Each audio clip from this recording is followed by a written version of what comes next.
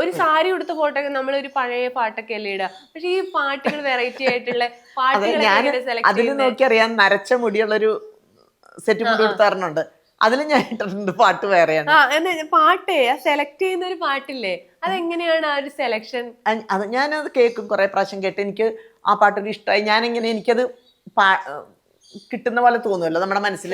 പിന്നെ കുറെ കഴിഞ്ഞ് നമ്മൾ എന്തെങ്കിലും എടുക്കുമ്പോൾ ആ പാട്ട് നമ്മുടെ മനസ്സിൽ വരികയാണെങ്കിൽ ഞാൻ ആ പാട്ട് അങ്ങ് ഇടും. കാരണം എനിക്കത് ഇഷ്ടപ്പെട്ടെങ്കിൽ എൻ്റെ വിചാരം കുറച്ച് പേർക്ക് അത് ഇഷ്ടപ്പെടുമായിരിക്കും. ഫോട്ടോ ഒരു നാടൻ ഫോട്ടോ ആണെങ്കിലും നമ്മളതിൽ ചിലപ്പോ ശ്രീരാഗം ആ പാട്ടൊക്കെ ആയിരിക്കും ചിലപ്പോ നമ്മൾ പ്രതീക്ഷിക്കുക.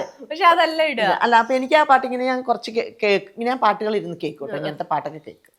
അപ്പൊ അത് കേട്ട് കഴിഞ്ഞാൽ നമുക്കത് ഇഷ്ടപ്പെട്ട് കഴിഞ്ഞാൽ ഞാൻ കുറച്ചു നേരം പോയി പിന്നെ നമ്മളൊരു ജോലിയൊക്കെ കഴിഞ്ഞ് വരുമ്പോൾ ആ പാട്ട് നമ്മുടെ മനസ്സിൽ കിടപ്പുണ്ടെങ്കിൽ ഞാൻ അതൊക്കെ എടുത്തിടും. അത്രേ ഉള്ളൂ. അല്ലാതെ അതിന് വേറെ ഒരു ഇൻസ്റ്റാഗ്രാം ഭയങ്കര എന്ന് വെച്ചാൽ അമ്മ വേഷം ചെയ്യുന്നവരും ഒന്നും ഇത്രയും ഫേസ്ബുക്കിലൊക്കെ ആക്റ്റീവ് ആയിരിക്കും. ഇൻസ്റ്റാഗ്രാം ഇത്രത്തോളം ഉപയോഗിക്കുന്ന ഞാൻ കണ്ടിട്ടില്ല. കാരണം മില്യൺ വ്യൂസ് ഒക്കെയാണ് ഓരോന്ന് ഇടുമ്പോഴേ. അപ്പൊ ആൾക്കാർ അത്രയധികം കാണുന്നുണ്ട്. 4.1 ഒക്കെ ഉണ്ട്. അതെ. അപ്പം കൊച്ചുമകനാണ് ഇൻസ്റ്റാഗ്രാം എല്ലാം കൈകാര്യം ചെയ്യുന്നത്? അല്ല, ഞാൻ തന്നെ.